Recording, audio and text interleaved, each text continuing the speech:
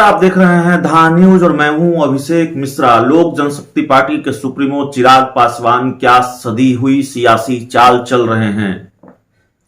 ये सवाल इसलिए है क्योंकि जो खबरें सामने आ रही हैं और जिस तरह के बयान सामने आ रहा है और जिस तरह का राजनीतिक घटनाक्रम है वो यही संकेत देता है कि चिराग पासवान बहुत सधी हुई सियासी चाल वाकई चल रहे हैं।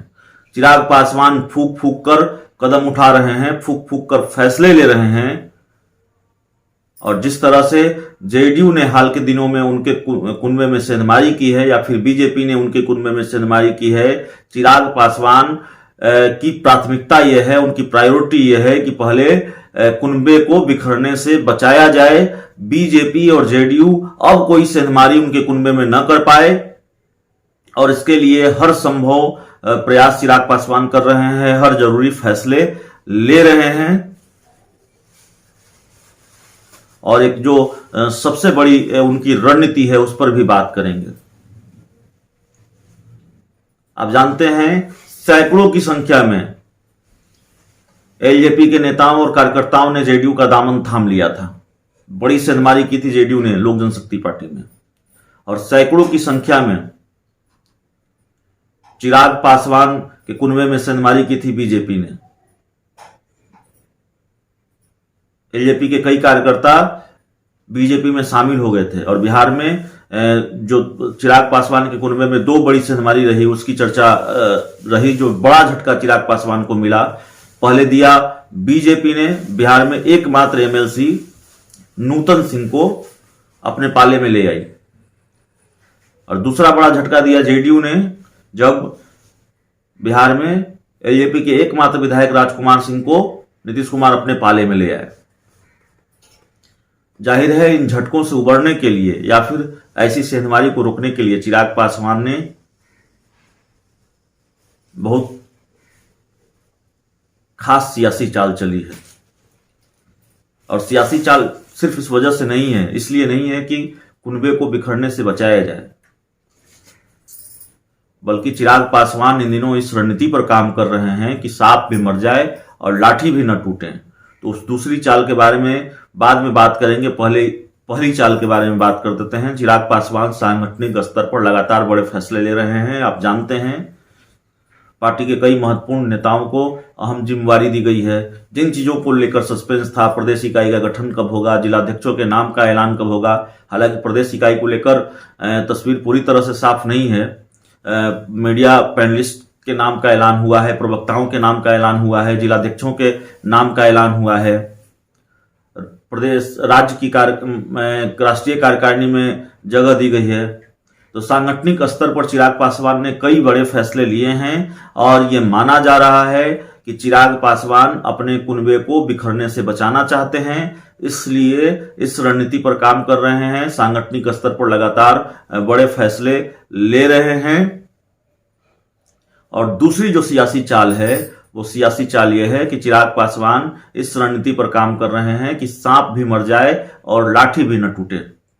अगर आप गौर करेंगे तो जो चिराग पासवान सीएम नीतीश कुमार पर हमले का एक भी मौका नहीं छोड़ते थे, वो चिराग पासवान खुद कोई हमला सीएम नीतीश कुमार पर नहीं कर रहे हैं, खुद कोई हमला सीएम नीतीश कुमार पर करने से बच रहे हैं। लेकिन उनकी पार्टी के नेता इस कोरोना संकट को लेकर सीएम नीतीश कुमार पर हमलावर हैं। पार्टी के प्रदेश प्रधान महासचिव संजय पासवान ने सीएम नीतीश कुमार से इस्तीफा मांगा है। उन्होंने कहा है कि समय रहते आप कुर्सी छोड़ दीजिए। उनकी पार्टी के दूसरे नेताओं के भी बयान सामने आए हैं और उनकी पार्टी के जो तमाम बड़े नेता हैं, प्रवक्ता हैं, वो सीएम नीतीश कुमार पर हमलावर हैं। कोरोना संकट में बिहार सरकार की जो भूमिका है उसको लेकर सवाल उठा रहे हैं, जो इंतजाम है उसको लेकर सवाल उठा रहे हैं और सीएम नीतीश कुमार पर लगातार हमले कर रहे हैं। लेकिन चिराग पासवान चुप हैं। चिराग पासवान की तरफ से न तो कोई बयान आया है, न कोई ट्वीट आया है। दरअसल यही सधी हुई सियासी चाल है। चिराग पासवान खुद कुछ बोलना भी नहीं चाहते और चुप्पी साधे हुए दिखना भी नहीं चाहते। चिराग पासवान ये नहीं चाहते कि यह मैसेज जाए कि वे चुप हैं या फिर उनकी पार्टी चुप है। लेकिन चिराग पासवान यह भी नहीं चाहते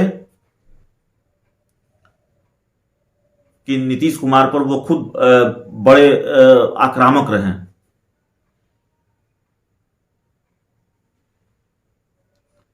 तो क्या डैमेज कंट्रोल की कोशिश है? ये रणनीति है। केंद्र में मंत्रिमंडल का विस्तार भी होना है और जो सूत्र बताते हैं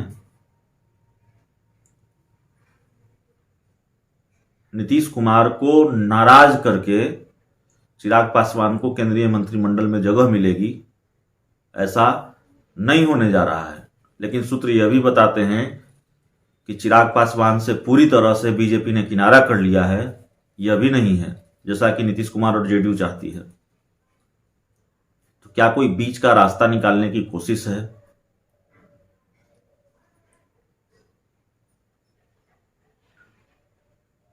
ये सवाल अपने आप में वाजिब इसलिए भी है क्योंकि कई बार ऐसा लगता है कि चिराग पासवान नीतीश कुमार को नाराज भी नहीं करना चाहते और चिराग पासवान ये परसेप्शन भी नहीं क्रिएट होने देना चाहते कि वो चुप हैं या फिर बैकफुट पर हैं।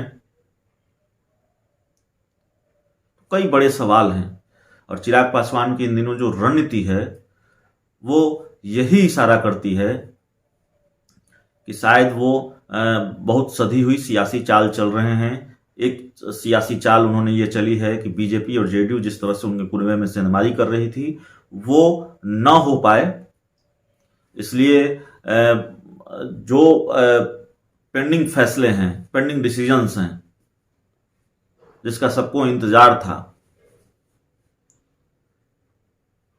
या फिर पार्टी के जो महत्वपूर्ण नेता हैं, कम से कम उनको अपने साथ रखा जाए, उनको बिखरने से बचाया जाए, उनको टूटने से बचाया जाए। इसलिए जो भी सांगठनिक स्तर पर फैसले लिए जाने थे, पदों का जो बंटवारा था, वो चिराग पासवान ने कर दिया है। दूसरी सियासी चाल के बारे में मैंने आपको बताया ही कि चिराग पासवान खुद नहीं बोल रहे हैं, उनकी पार्टी के नेता हमला कर रहे हैं। तो क्या ये कोई बीच का रास्ता निकालने की कोशिश है? तस्वीर धीरे धीरे साफ होगी, लेकिन इस तरह के राजनीतिक घटनाक्रमों से बहुत कुछ संकेत मिलते ही हैं। बहुत कुछ हमने समझाने की कोशिश की है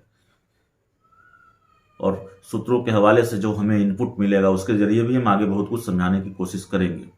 अगर आपने अब तक हमारे चैनल को सब्सक्राइब नहीं किया है तो जरूर कर लीजिए। प्यार, समर्थन और सहयोग के लिए बहुत बहुत धन्यवाद।